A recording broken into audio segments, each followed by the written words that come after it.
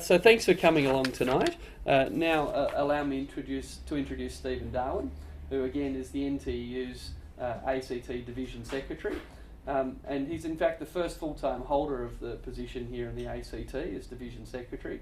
And he's been a highly visible spokesperson and campaigner on higher education and workplace issues.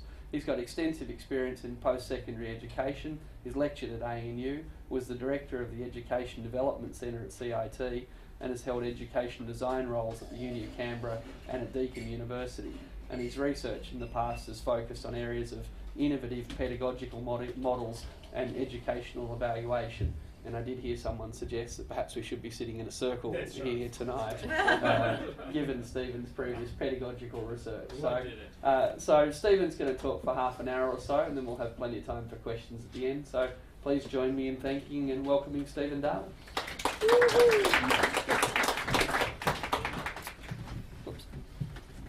Thanks, Richard, and it's very unusual to be on a bar stool with a microphone. It's not a natural position that I normally adopt, so I'll take a little bit of adjustment. It reminds me of a... You're not allowed to sing if you want. Oh, well, I could. It actually reminds me of an Irish comedian. It was Dave Allen. Older members will remember. He used to sit on a chair and sort of tell jokes, but I dare not indulge myself too much tonight.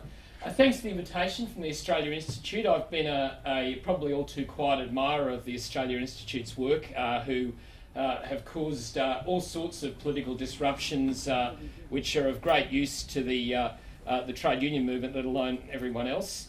I was mortified when Richard revealed to me there was a fact checker website floating around. I went there and had a look, and I've had to restrain and recast my remarks tonight, fearful, of course, of ending up there. I see it's without fear or favour. I noticed one today, which was raising some questions about the parental leave scheme of the opposition and the Greens, and some of the arguments about this being a welfare scheme. It was a very powerful rebuttal of some of those arguments. So if you haven't been there, it's well worth going there, and certainly I'll be looking out for potential issues in the campaign. I'm sure there'll be a million of them that'll allow us to maybe use that site more productively. So tonight I just wanted to talk very generally about higher education. Higher education is an issue really that gets a lot of sort of rhetorical interest, but very little critical interest, I think. It is particularly difficult in election campaigns, and of course this election campaign more than any, because of some of the fairly miserable issues that are emerging already as being predominant points of discussion. But nevertheless, higher education, certainly the view that I have, and I think many of my colleagues, is at a fundamental crossroads. And it's an election where we really want to make sure that higher education issues are at least debated. And tonight I just want to probably go through a couple of dimensions of that. And I'm very keen, and we have some of my colleagues here tonight, as well as people who are maybe less directly involved in higher education. I'm very interested in people's thoughts and perspectives on this matter. Now, just before I go to some questions, I guess what I'd say first off, when I was thinking this afternoon about this a little further, I thought I should put some disclaimers up front. Firstly, when you work in a university, you have a very university perspective. I'll try to avoid the sort of the normal sort of sort of acronyms and all the sort of the darker world of universities. That's always a challenge for somebody who lives in a university. The second fact is I'm speaking very much tonight from a staff perspective, from people who work in universities. That's my area of work. I know best. I can't speak from a student perspective, even though student issues in higher education are fundamentally important. There are far better people to speak about that than I. And thirdly, and perhaps regrettably, I probably adopt a fairly pessimistic view, a fairly dystopian view of the higher education system as it currently exists. And if we do have optimists in the audience, and I'm sure there are people here who are optimists, we need to perhaps balance some of that pessimism that I think I may bring to the debate. So, first off, let's look at a bit of history. Australian higher education really lives in its origins. Its origins being the 6 elite universities that were the formation of the Australian university system, starting with the University of Sydney in 1851.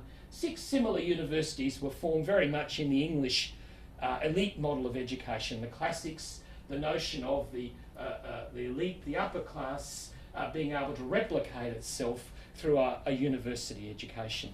That model was disrupted in the post-war period by the inevitable drives for innovation in science, and there was a very modest and restrained growth. The system, in fact, went from 6 universities to 11 by 1960. I'm just trying to remind myself of facts, thinking of the fact checker side. My rhetoric needs to be restrained. And that produced a doubling in student numbers by 1960, a very modest growth. So those universities that were created post-war were very much in the Menzian image of a restrained growth of higher education that didn't disrupt the elite model that the Menzies government tried to preserve across all social policy, but not least of all higher education. The growth in the system really came with the Whitlam government, a social aspiration which was asserted for particularly children of the working class who are given a right, like myself, to actually attend a university, whereas previously that was denied. And obviously, most clearly with the abolition of fees, the introduction of tertiary support. That led to a growth, but that growth was also paralleled by what the previous government had done.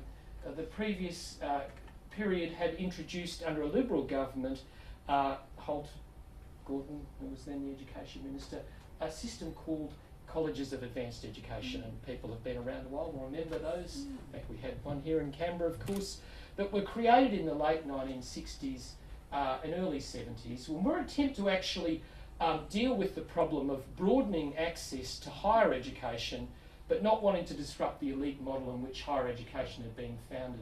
Those colleges of advanced education grew dramatically and rapidly, and one of the probably the unknown elements of the Australian higher education system was that by the time the Whitlam government arrived, those colleges of advanced education, which also were established around teachers' colleges, had nearly the same number of students as the old universities. So they were almost outstripping, and that showed there was real demand for higher education. Also, perhaps arguably, higher education that was focused more on vocations. And that growth produced a system that was rapidly expanding. The difference in CAEs, Colleges of Advanced Education, to universities, was the minimising of research, was the funding per student being much less than universities, and the staff to student ratio being much greater. Now that is important for reasons that become... Sorry, please. Student ratio. Ratios were much higher. Student to staff ratio. Yeah, sorry. Well put. Fact checking going early. You're absolutely right. I appreciate it. You're right. Absolutely. So that becomes important later with the Dawkins move, which is fairly legendary in higher education in 1990, to end that binary system, to integrate the CAEs into the university system. There was quite a ferocious debate about whether that was really a gesture towards equity or really a political gesture to allow the claiming of a great expansion in the Australian university system. What it did do was create a very fundamentally different series of university systems. And they are still today in evidence within the Australian higher education system. The elite universities, the group of 8, one of which we can almost see from here, who maintain a very strong separatism within the university system, a research-intensive notion, but also a sort of a much smaller, don't go there, my fact-checking on. I always think of that, it's good, it's been very useful. The group of 8, the Australian Technology Network universities, which are primarily the former institutes of technology, such as Newswit, Queensland Institute of Technology, West Australian Institute of Technology, and the like. And then the CAE institutions, which were formed into universities. Here in Canberra, we have an example of that with the University of Canberra, which was formed in 1990 out of that system. What that led to, and that system of integration led to a rapid growth in student numbers. So in 1975, for instance, there were 120,000 students enrolled in Australian universities at the end of the Whitlam government. Today, in the 39 institutions we now have, we have 1.25 million students. So it was a dramatic and rapid growth in the Australian higher education system. And that history is fundamental to looking at the system we have today and how it is operating, or perhaps not operating effectively. We, as a union, have supported the important equity dimensions of that funding. And I think there are profoundly important social changes that have occurred through the broadening of access to higher education. But similarly, what we've seen with each of those stages of growth, the commencement of the CAEs with a lower funded model than those of the universities, the Dawkins model where there was a modification to the funding model based on the integration of CAEs and universities, the reducing Commonwealth expenditures that have occurred, and most notably in 1996 and then more profoundly in 1997 under the Howard government, where there were dramatic reductions in funding. People may remember, if they have fond memories of John Howard, which is difficult, that he at the time made the argument that equity was being reversed. That is, that too many students were being forced by peer pressure to go to university, and that we should have less students going to university, almost reinventing, as he did on so many fronts, the Menzian view that a certain group were able to go to university and a certain group should be going to a TAFE college or should be doing something else with their lives.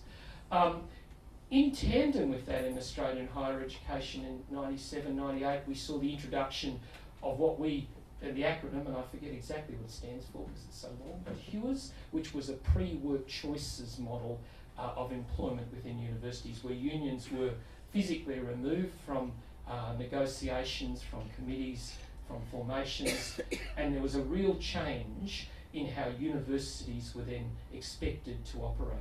And I guess this long history is important to really consider how we've ended up in the model we have today. Australian universities have suffered a wave of managerialism and neoliberal marketising like very few other sectors have. Now, I mean, that's a brave assertion. It's one that I think is debatable and contestable, but at a very basic level, Australian universities now have been virtually entirely deregulated.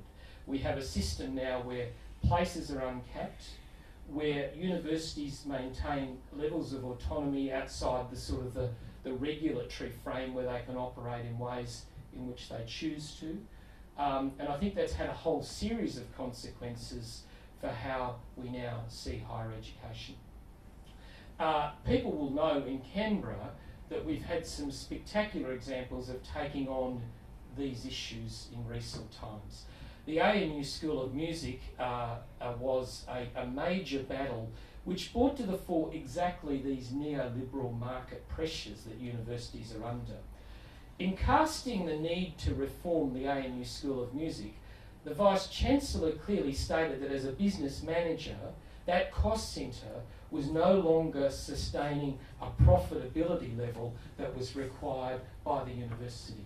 Now, at one level, that may seem very logical, but in a university sense of what a university does and what a university is created to do, it was a chilling reminder to us all exactly how far this view had pervaded. Aside from those public examples, we see a very private world in universities that has developed from that agenda. We see a sheeting home of responsibility to individual departmental heads who are now more accountants than they are actually educational managers or leaders, where their role is really to balance a budget and to actually make the requisite cuts to produce that outcome. Individual academics increasingly, and the ones we represent, we hear this frequently, are now being held to individual account for their ability to sustain their employment, their grant income, how much grant income, how many research publications. And more chillingly, and one area I do a fair bit of work in my academic life, is about levels of student satisfaction. Mm-hmm. And we now have, in most universities, including well-known local universities, performance management expectations of certain levels of student satisfaction. This is where students at the end of a long semester, shortly before they're about to exit the door, are asked to fill in a questionnaire, a 1 to 5. strongly agree, strongly disagree, where they're actually asked to comment on teaching professionalism, on the adequacy or effectiveness or appropriateness of the curricula and the assessment. And those numbers now are becoming legendary in the system as the basis of determining teaching quality. And if I can use that as a brief metaphor, we can see that as exactly the levels of individual accountability that this evolution in Australian higher education has produced. The responsibility, as ratios have increased, is now being firmly cast on the academic, the individual, the general staff who support them as being responsible. Now, at one level, we as a union are conflicted. We have a really interesting battle we have to fight as a union. We have at one level an underfunded system, a system that is clearly over a decade particularly, but even structurally before that, has not been sufficiently funded to meet the expectations of ongoing high quality education. How do we see that? We see that in tutorial rooms of 25. Those who've been to university in the 80s would remember tutorials of 5. In fact, tutorials tended to be in an academic's office. In fact, I remember myself when I studied 1,000 years ago, we would go to an academic's office and 3 or 4 or 5. There was no escaping the reading. There was no escaping the questions. There was no escaping or hiding from the scrutiny of academic or intellectual discourse. However, now we see a standard tutorial. In fact, I'm told a standard tutorial at the university across the road next year will be 25 in one of the key humanities colleges of that university. So we go from having a level of learning engagement of a small number. We've gone in virtually a couple of decades to large numbers within tutorials. We have lectures now that are increasingly alien formations, where despite the best efforts of educational developers, academics are now dealing with hundreds and hundreds and hundreds, and you'll be familiar with this story. Our union has circulated images of week 1 of universities now. We have students in corridors. We don't have the facilities to manage this simple reality. So the higher education system is under enormous pressure. What we've also been able to demonstrate in recent years, and there was an excellent inquiry, the Insecure Work Inquiry that the ACTU, the Australian Council of Trade Unions, sponsored last year, led by former Minister Brian Howe. And through our work there, we've been able to really now, using Department of Employment and Education statistics, but they've changed their name again under Kim Carr. Well, yeah, no, it's deserty now, so it's industry, science, research, something of that sort. I'm sure the people in Maud Street are chiselling and re-chiselling as we speak. It seems to be that sort of... we've had 5, just incidentally, 5 ministers for higher education in the last year. So it's probably not surprising, it's a bit hard to get on top of the portfolio. But we're seeing now the rapid expansion of casualisation in the sector to the point where we have evidence that basically 50% of university teaching is now being taught by casual or sessional teachers.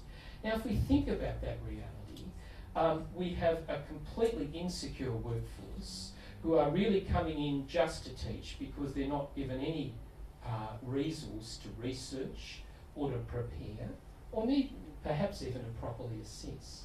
That we've got a system for young academics now which is promising pretty much a lifetime of insecure work, and the ability for us to sustain an academic workforce in all Australian universities really called into question.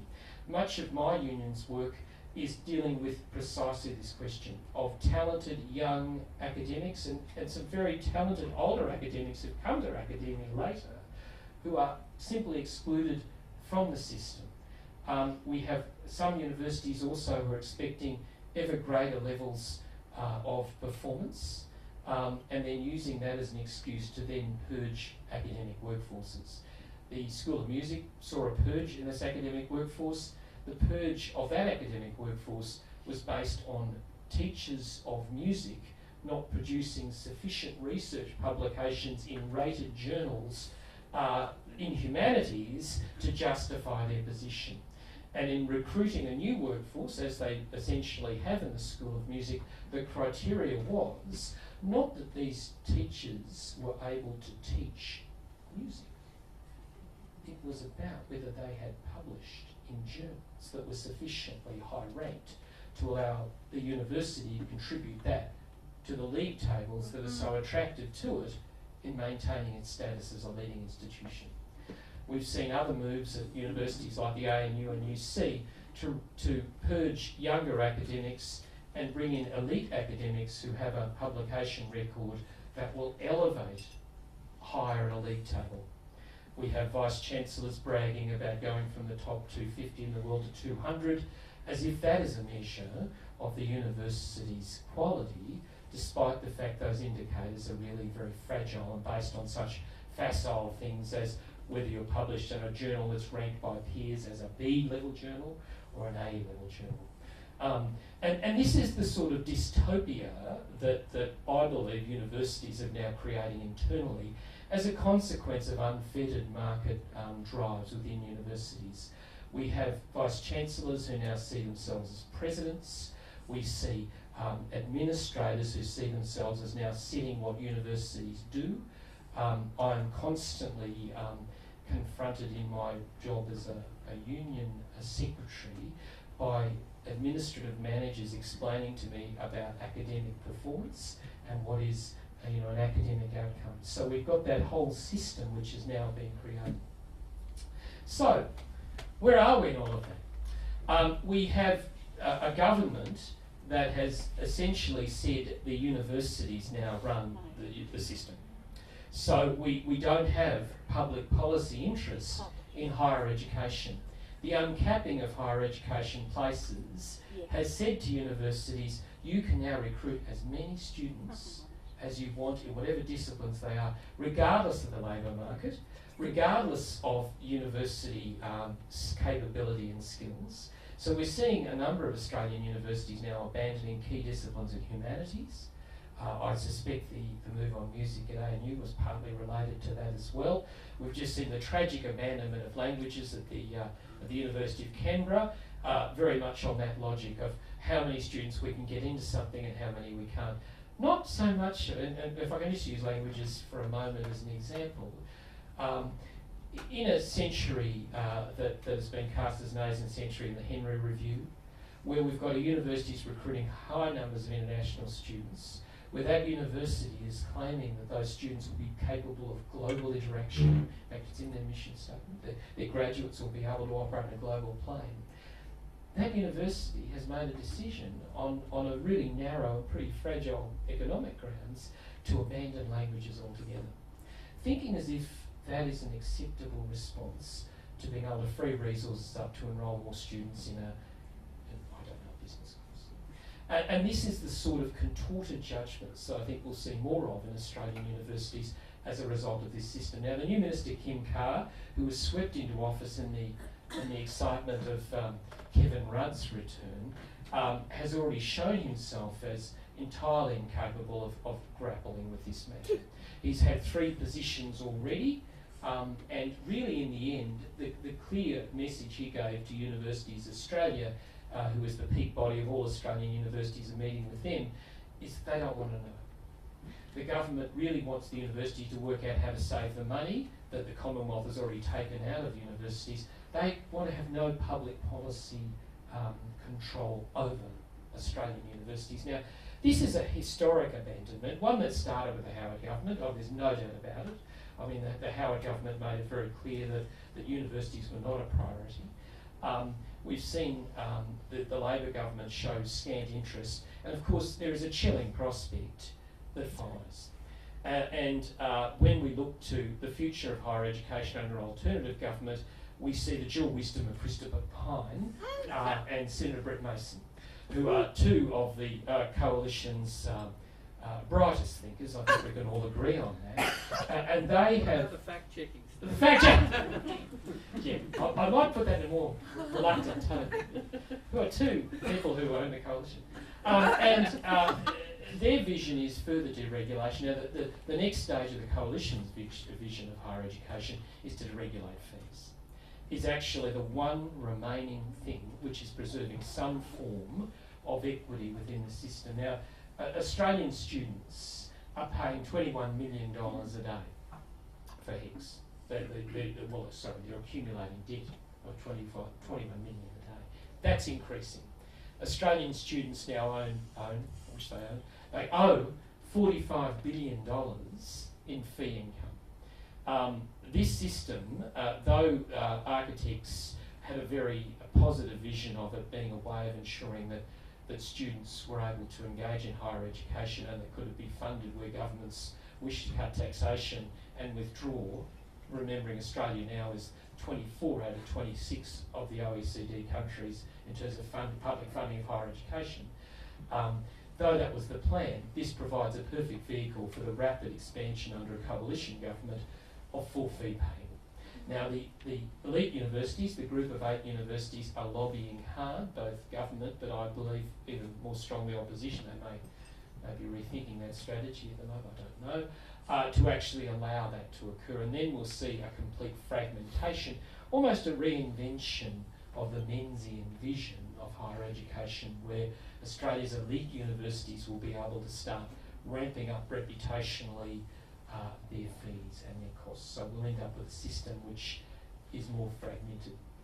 The other fear we have, and I think one issue one sector that we should not forget when we talk about the future of Australian higher education, is what is now the wreckage of the Kangan-Whitlam TAFE system. Now, Australia's TAFE system was formed in 1974. It provided a strong public vocational education system that had very much a similarity to both the Australian University and then the former CAE system. Libraries, student support, infrastructure to support those students.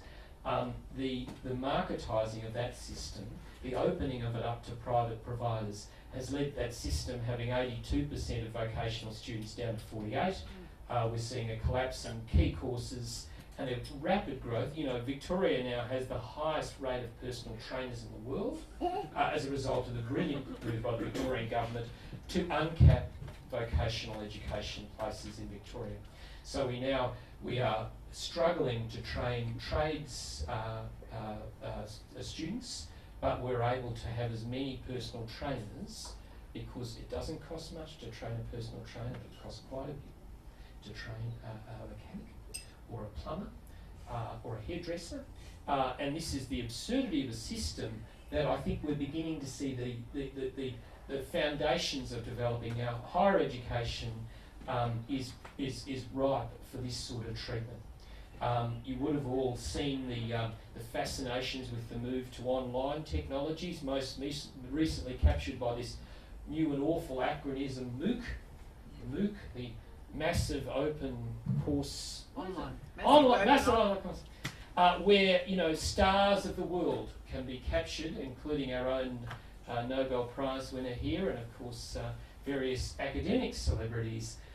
And the belief by some universities, in fact I was told by well-known local Vice-Chancellor in Deakin, that this was their potential future, that we would get star lecturers in, maybe Americans because they're a bit cheaper to buy, and then we would have people just facilitating discussion. And this world then just opens itself up to why fund public universities if that's the sort of learning model. And I think the real future risk we have in Australian higher education is the abandonment of a public policy determination on what it does, how it's funded, and how it works.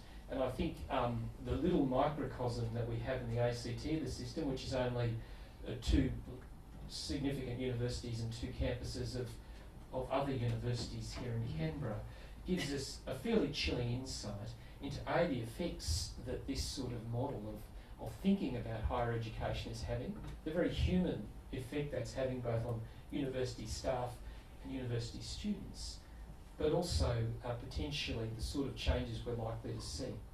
Music, languages, humanities. I think we'll see in ANU very shortly some very harsh treatment of the humanities, which we've seen already in a lot of Victorian universities. We will probably see the retreat from humanities in most Australian universities under the uncapped system, because it becomes a matter of popularity rather than a matter of actually having a balance of notion of universities working in a civic society, fulfilling a broad social mission that goes beyond just a very narrow vocational view of what a university should do. But in the absence of a public policy position by government, this is the inevitable working of a market. And that market is now working its way so far into the system that the level of self-regulation within institutions of a neoliberal paradigm of work is profound. Every time I meet with the university, the Australian National University Vice-Chancellor Ian Young, who is a fantastic example of the new world, and that's probably why he was selected. In fact, he told me, actually, I'm sure he won't mind me breaching in confidence, why he was selected into the role was his ability to deliver an underlying surplus. Now, I had to go and check. I heard Peter Costello used to mention that a lot, underlying surplus. You know, that was one of his favourite expressions when he got up and said what he'd said. I've cut everything and has an underlying surplus. Ian Young's vision of his role, his performance indicator, and he's very clear with me about this, and he's clear with others, I'm told, is that he has a 5% underlying surplus at the Australian National University. So that is, each year, pretending that the university won't get grant money, pretending the university won't get new grant money for buildings, pretending the university doesn't have existing reserves, he wants a 5% profit on top of, that is, that they have more than what they're funded to provide, and what they're actually spending. So we have a system now which is perfectly embodying the market. Profit and loss, and a belief that that is the main issue. So what has to happen to do that? That's for the business managers in each parts of these universities to determine. The consequences of that, well, that's just what the market determines. So we'll see more of that, and I think that sort of dystopia is one that will eventually lead to a crumbling of the system. We have a view that the quality of the system now is in deep peril with the sort of the issues I've raised tonight. But the next stage of this may mean, and this would be a tragedy for the country, but it's already happening in the UK, and we see it very clearly, is an abandonment by students of the higher education system. I believe it's not worth doing, that scandals emerge about the quality and veracity of qualifications and their assessment, and a belief that the system is not actually delivering in itself anything of value, particularly when you're asking students to pay $30,000 or borrow $30,000 to actually participate in that system of education. The growth in knowledge sources that go beyond universities, the loss, there's an argument we could have another time, but the loss of a monopoly on knowledge, the view that maybe universities can be supplanted by other knowledge-based providers, and that quickly that could then deteriorate into a system of knowledge being captured by others and marketed as being sufficient for certain ways of doing work or the like. So this in our view is not necessarily an unlikely scenario. I've worked in universities since the late 80s, and I've also worked in the TAFE system. And I'm afraid to say that much of that time has been watching a fairly rapid decline in the working conditions of people who work in those institutions, the quality of the student experience, the working hours of students, which are now ridiculous and incomprehensible to most academics who can't understand reasonably how students can study and work the hours they have to work to survive. And really in the end, and most importantly, diminishing in the quality of the education those institutions are able to offer. So that in the end is not an optimistic slant on higher education, but one that I think is one that is rarely put on the public agenda. We're overwhelmed by marketing in universities and branding. I've had to read about this. This is a very exciting, because universities don't offer anything tangible. at one level, it's a knowledge-based environment, and yet universities have to create around this immaterial object something that gives them a conspicuous sort of presence. So university branding is now, an art form, and universities are spending a fortune on getting the right branding and the right positioning, and this is a real indicator of how universities see what they do, their marketing, how they actually position themselves, not necessarily what they do. I think that really is a barometer of the system that we're now seeing in higher education. Sorry about that, Richard. That's hopefully enough to get some discussions there.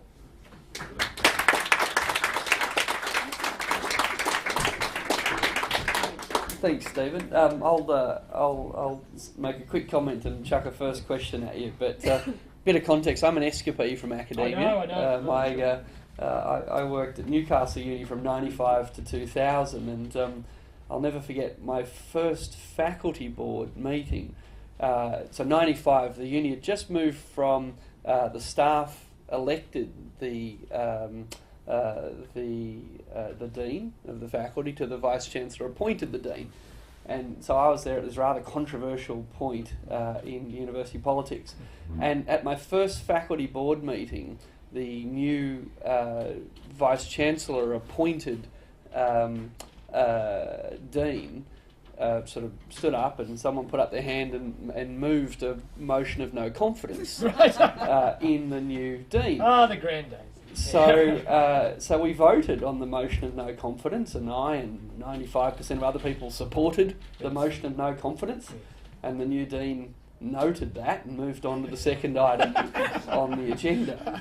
And that was a reality check for my senior colleagues who kind of thought that was the ultimate sanction, and it was a very rapid reality check for the entire faculty, basically. So I guess you didn't touch on it tonight, but my question to you is, do you hark back to the days of internal governance of universities, and even the notion that the vice chancellor was just first amongst equals rather than the presidential model, or is it are those days well and truly over, and it's naive to hark back to them?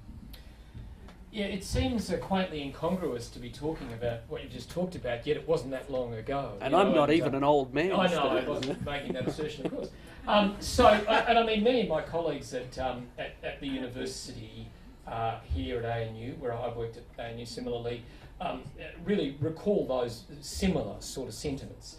But what we've seen, and why it's no longer realistic and won't reoccur in the sort of policy frame that we have for universities now, is that the governance of universities now is seen as a corporate matter. And that hence selection of people is actually a human resource matter. It's not a matter of collegiality or a notion of who is best likely to academically lead an area. And in fact, I was reminded of this very clearly when we've seen what's happened in the Victorian university system, where the Victorian government, which is such a great trendsetter in leading the country down dark corridors of useless governance, had decided that universities weren't agile enough because their councils were too large. Now, university councils traditionally have a number of appointed individuals by state governments, but also elected staff and students. And elected staff and students play a very important role in university councils in actually bringing the internal world of how universities work, and also holding people like a vice-chancellor to account. Now, the Victorian government has successfully moved legislation to reduce university councils to 6 or 7 and to eliminate staff and student representation, perfecting the notion of a board as opposed to actually a governance body of a university in the council model. Now, I think really in the end, though we have fought that and will continue to fight it, the dilemma we have as a union, and as many academics have, is that in this neoliberal market model, people don't see that is ever going to be a realistic expectation. In fact, when I worked at ANU, people wouldn't even put their hands up to do the job, even if they wished to do it and applied for it, because they recognised what came with that. Rather than actually managing a group of peers, thinking through how programs were delivered, how the balance of the curriculum was managed, They knew it would be with the business manager of the faculty, with an Excel spreadsheet, with looking at how much the casual budget was and who would be eliminated, what sort of numbers would be in a tutorial. So it's a deeply unattractive role. So what we see in universities now, a lot of people who move through these roles, university to university, the days of long-term university careers are over, and there are many people who are happy to take on these roles, who go from university to university, bringing that wisdom to bear and being selected on the ability to manage budgets, to be a business manager as opposed to an academic leader. Hold on. Oh, Yep, over there. I'm doing executive masters in public administration through the ANU here. In fact, Richard was one of my lecturers. Oh, yeah, right, yeah. And a great focus of that degree is on public value and public value is delivering public value. So forgive me for turning my book learning back on. Oh, please, no. To this question, but even today we were looking at new public management and its focus on new neoclassical market theories and corporate style performance measures. And the argument that that philosophy is blinkered to public value, which I think is what you're talking about tonight.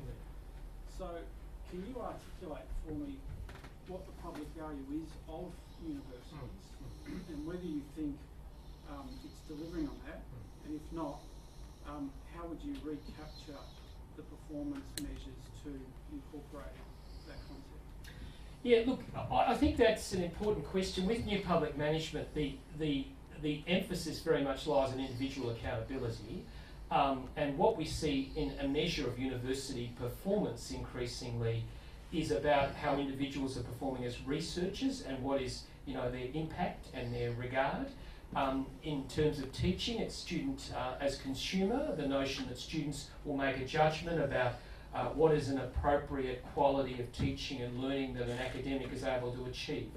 Now, I think in the modern university, we still see tremendous public contribution. And I don't want to suggest for a minute that Australian universities aren't contributing to public discourse, aren't contributing to science and research development, nor are they not contributing to broader social policy debates. There's no doubt that is absolutely fundamental. But what I hear over and over from colleagues, and what our union really increasingly understands as the dilemma, is that academics are being diverted increasingly away from that public dimension of their work to actually produce internalised and internally focused outcomes that regard the university as opposed to the more broad public role the university should undertake. In a civic society such as ours, we must have universities that are able to challenge, to disrupt and to debate the directions in which we're taking in politics, in technology, in science. However, where universities are increasingly asking academics, and here is an example, to produce journal articles rather, that focus toward a particular audience, it is contorting what they do. Now, let me give you two examples of how this happens at ANU, for example. I was talking about the HECS scheme before. I remember hearing Bruce Chapman speaking, who was the architect of HECS, talking about how his work and his current work, which is very much focused on matters of local economics, is lowly in the ranking scale of journals because it has a local dimension.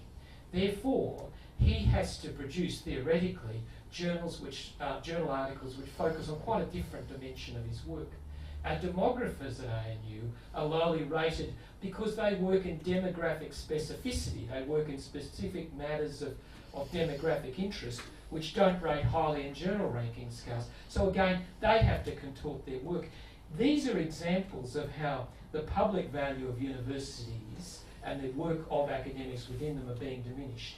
And I think if in terms of how universities need to demonstrate a public value, I mean, I think we see it every day in our television, in our media more generally, and I think that is undoubted, but I think it's diminishing, and I think academic weariness or academic inertia that comes through overly bureaucratised expectations of work to support a university brand, university rankings, are diminishing that capability.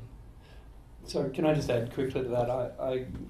I've spoken to Bruce about similar issues, and one of the reasons I left working at a university was because actually I'm interested in economic policy, and there is no credibility in the Australian economic community for being interested in Australian economic policy. If you want to be a credible academic economist in Australia, you should study American economic policy. I'm not kidding, because to get published in the best journals, why would the American Economic Review be terribly interested in contemporary Australian economic policy? So to come back to your point about measuring public value, I think the fundamental problem with universities is, how do you measure research output? How do you measure quality education? And when those things, I would argue those things are imponderably difficult, but having abandoned that and then moving to something simple, like, well, how many journals did you publish? How many articles in the American Economic Review? The managerial mindset then says, well, I know it's very hard, but I'm ignoring that. I'm going to focus on something very simple.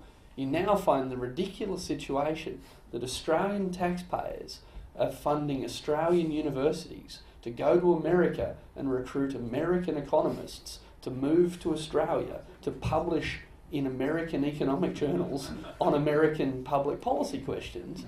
I'm not kidding, because to go up the rankings in this managerial mindset, what better strategic recruitment?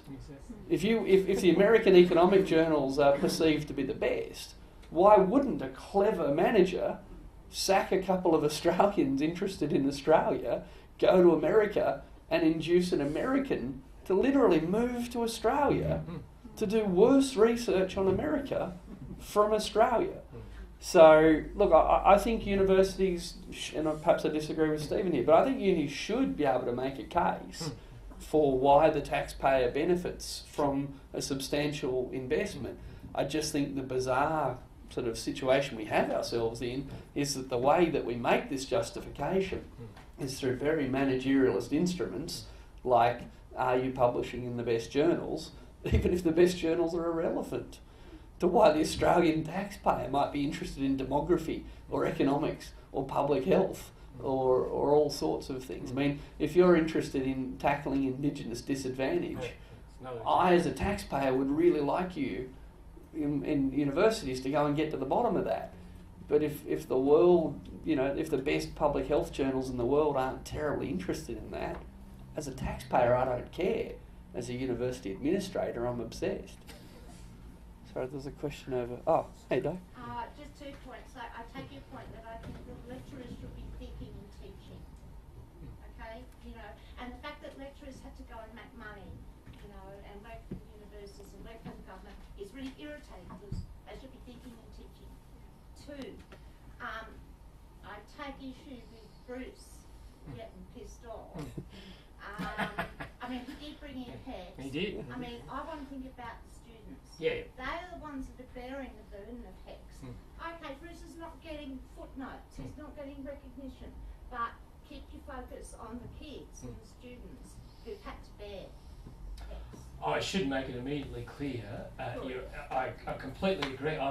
There are many views in the higher education sector about HECS, but as personally, I don't feel sorry for Bruce. I know, I understand that, but I was using him as an example of academic rather than his authorship of HECS, because I think HECS was originally a way of allowing Finance Minister then, Peter Walsh, to actually unleash something he wished to, and although the intention may have been right, it's been a corrupt. The fact we have $45 billion of unpaid student debt is amazing. Kids, carry around. Yep. They never get out of that debt. Yeah, and look, I really don't feel sorry for Bruce. Oh, no, okay. No, I think I can second the motion. But at the same time, that money has been a substitute for public funding and has allowed the very fundamental change to that model of a student being redefined as we do it. I heard this mentioned as a customer, as a customer, not as a student, but as a customer of the university. So I understand. Great. Just a very minor further technical correction. Please. You mentioned because of that fact check. Check, I know, and I'm conscious of it. So You that's right. mentioned that we have parts of, well, 4 universities. I think it's 7. Catholic University, New South Wales, St Mark's College is part of Sturt University. Oh yes, the new. There's a Melbourne link up with one of the parts of. Anyway, that's. I know. Yeah. No. Well corrected. Well corrected. No. We, as a union, we keep an eye on the two large universities, ACU over at Signadu, Catholic University, and UNSW ADFA. But you're quite right. I see there's an offshoot there next to that delightful Edmund Barton building of a Charles Sturt theological arm, isn't there? That's right. And of course, just to take that point a little bit, I think what we've also seen is universities having to dramatically increase the number of campus presences, and we've had some spectacular examples of that being a high-cost failure. Most notably, Central Queensland University, which is now in free fall of debt and has just made 250 staff redundant over the last month. Not only because of Commonwealth cuts, but by setting up, shop fronts in Melbourne and Sydney and Brisbane and all sorts of different places, and trying to sustain an apparent higher education system. If you look at RMIT, they've got, in fact, when they advertise, they've got so many campuses they can barely fit it in their ads. This is an offshoot of this same dilemma of underfunding. Thank you. A very interesting talk. Many points you covered. If I can just pick out on one, which is staffing levels, and I'd just like your comments on this further. It seems to me university teaching, from what I remember from my days long ago and far away, was lectures and then some sort of supervisions. And I think you were commenting about the increase in the number of students, in probably, I think, in both those situations. Yep. It seems to me, from my memory anyway, that if I went to a lecture, if there was 100 or 200 or 300, that made no difference to what came into my head. What came into my head was the quality of the person delivering that lecture. So that's at the lecture level. Then at the supervision level or tutorial level, I would argue, again, that it's better to be in a tutorial of 25 people. I did a little bit of this, not far away, but better to be in a tutorial of 25 with a really good leader of that tutorial who exerted some discipline and called on people so they were embarrassed if they weren't prepared to answer, rather than to be in a tutorial of 5 with somebody who's less confident. So, just boiling it down, could you comment, please, a bit further on quality as opposed to quantity of academic staff? Oh, look, there's another session for us. But look, my academic background is in exactly this area in education, and I think the quality of teaching, the quality of lecturing, and how things like seminars and tutorials are managed is a fundamentally difficult issue in higher education. The level of quality is highly disparate. I think we often force people who are not natural teachers to take on teaching roles. And I tend to agree with your argument. I think we can all remember, even if we haven't been in university for a while or not at all, but seeing lectures that are profoundly influencing and lectures that are profoundly disabling, where it's impossible to actually keep conscious. And we have those realities, there's no doubt about it. And the last thing I'm here to do is romanticise university teaching. And a lot of my work was battling away at this university and others dealing with this exact matter. So you're absolutely right.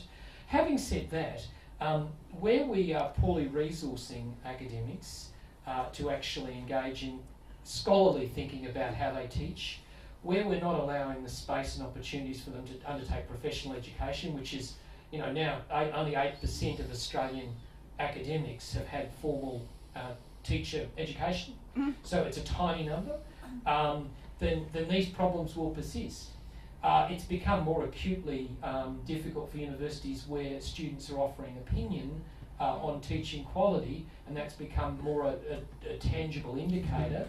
But unfortunately, it's led to more blaming rather than actually looking to lift the quality. I see we can never compare the Grattan Institute with the Australia Institute, happily, but I see this We're week... obviously much poorer. You're much poorer, yeah, and much more enlightened.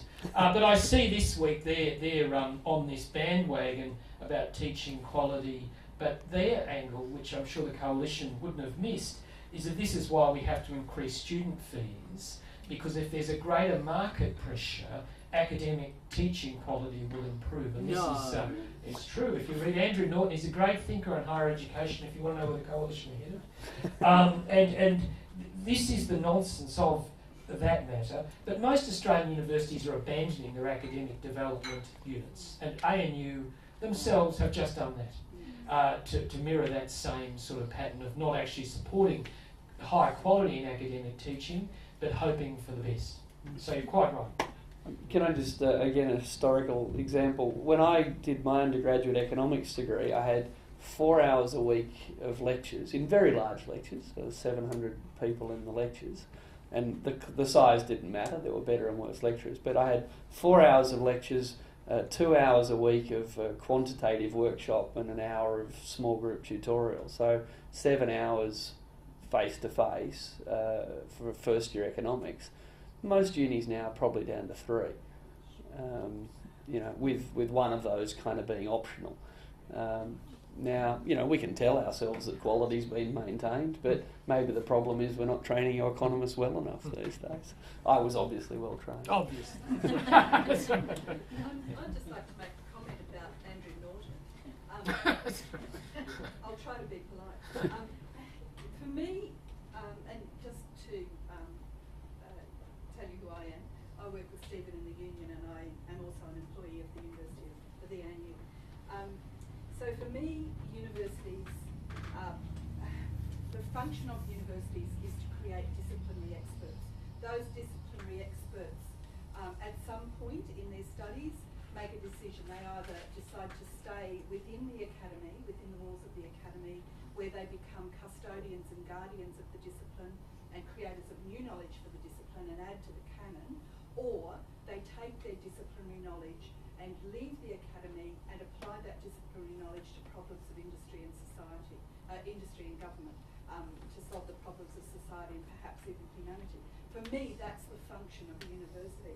So when I read Andrew Norton, who talks about unbundling the university, I'm horrified, because what he's talking about is separating teaching and research. He's talking about breaking that nexus so that no longer do you have disciplinary experts inducting the next generation into the discipline. You separate those two jobs, and you therefore destroy universities. So the influence that Norton is having on the discussion horrifies me, and it appalls me that he's advising the coalition government, that he's advising any government. But, I mean, let's not demonise Norton. He's one of many who operate in this field. So that's my comment. Yeah, and just to reflect a little bit further on that what we're seeing, that we're seeing the rapid growth of teaching-only positions in Australian universities, which are replacing the conventional academic, which was divided between teaching and research. And it's very likely, and this is occurring most frequently in universities, are suffering financial problems that are really under the greatest financial stress. And we'll see more and more of that, which disassociation of academics actually engaging in fields of research and then being able to give life to those to students is certainly fading fast. And I was at a bargaining session yesterday. We have to now bargain, which is another problem I bore you with each university, and work out all the conditions essentially that happen at a university. But we were told that at that university they really don't see the purpose of research anymore, because the internet now is such a rich vein of knowledge that people who are teaching are able to access that without having to do very much at all. And that was a serious, straight-faced delivery from a very senior person within that university. And I think there is a belief now that, and perhaps it's Wikipedia gone mad, but there is a certain view that now knowledge is accessible, therefore the need for academics to actually engage in disciplinary research and thinking is redundant. And I think that's a very, despairing vision.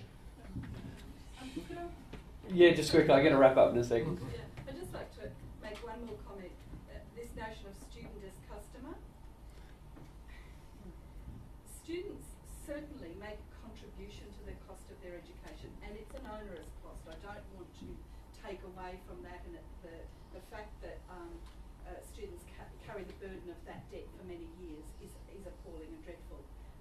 But students don't pay for their education. They make a contribution to the cost of it.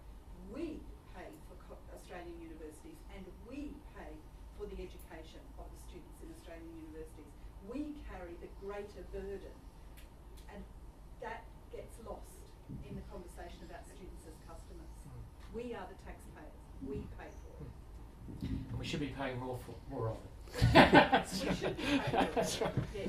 Look, let me wrap up with maybe some good news and some bad news. The good news is that exactly on that point. I mean, here we sit in one of the wealthiest countries in the world at the wealthiest point in world history, about to embark on a $50 billion folly to build 12 new submarines. There is nothing in Australia we can't afford to invest in. The question is not can we do it, but do we want to do it? So, as one of the lowest tax countries in the world that spends more on defence than nearly every other country that's not a superpower on a per capita basis, should we wish to spend more on health, we could. Should we wish to spend more on education, we could. Should we want to spend more on universities, we could. These are democratic decisions, and successive governments have clearly chosen not to. We should never confuse their choices with our ability. But perhaps on a negative note, I gave a speech last week to Kim Carr and the Indian higher education minister, who are having bilateral talks, and my speech will show up as an op-ed in the higher education supplement. I just think in their online version. But to give you a taste of it, it is a bit dystopian. The University of Delhi has 700,000 students. The University of Delhi has 700,000 students. We have 1.2 million. India is only beginning to send its middle class to university. China is only beginning to send its middle class to university. And this is not my map of what I want the world to look like, but here is what you have to realise. Our model does not scale up. Our model will have virtually no impact on the higher education that, think about it, hundreds of millions of Indian, Chinese, Bangladeshi, Indonesian students will have in coming decades. They are going to invent their own model of higher education. This is going to happen, and online delivery is going to be a big part of it. And the point that I made in my speech and in my op-ed is that historically universities are a guild structure where the guild is responsible for both disseminating knowledge and then certifying that knowledge has been gained. Well, that's going to get smashed apart. We are going to, not at my urging, but this is going to happen, separate the people disseminating the knowledge from the people certifying that the knowledge has been gained. And to put that into perspective, we think about Indian students coming to our universities, and our vice-chancellors think of them as a flow of cash. But turn that on its head. If you were the higher education minister of India, why wouldn't you say, I'd like to put 5 million people through an engineering degree? What would your uni like to offer? Yeah, right. Like we actually think that they're going to come to our uni. Yeah. We think they're coming here and we'll let them in and we'll certify them. Well, what uni in the world, perhaps maybe we can think of a dozen that wouldn't be interested, but when a potential customer of 5 million students rings, we're going to transform what we do to accommodate their needs. And if we don't, someone else is. So I think the higher education sector in Australia is very important, and I think we should spend a lot more money on it. But anyone that thinks that the future will look like today, only slightly bigger, I think is kidding themselves. And that won't be all Andrew Norton's fault, but there'll be people cheering and there'll be people worrying, but I think it's going to be a tumultuous time. So on that dreary note, but keeping in mind we can afford to do anything we want. Anything we want, that's right. Can you please join me in thanking you? Thanks, Steve.